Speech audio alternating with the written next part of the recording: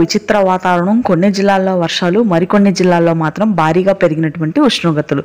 వివరాల్లోకి వెళ్దాం, వాతావరణ పరిస్థితులు తెలుసుకుందాం. వాటన్నిటికంటే ముందు మీరు ఇంకా మన ఛానల్ కనుక సబ్స్క్రైబ్ చేయనట్లయితే వెంటనే సబ్స్క్రైబ్ చేయండి.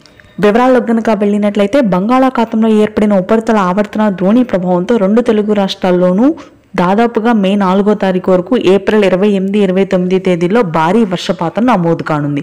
ముఖ్యంగా ఉత్తర తెలంగాణ, మధ్య తెలంగాణ ప్రాంతాల్లో ఈ అల్పపీడన ప్రభావం అత్యధికంగా ఉండనుంది.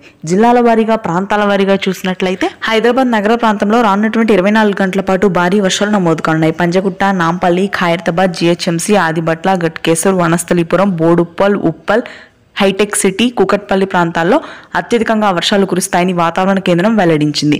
ఇక ఆ తర్వాత ఉత్తర తెలంగాణ ప్రాంతాల్లో కూడా భారీ వర్షపాతం నమోదు కానుంది.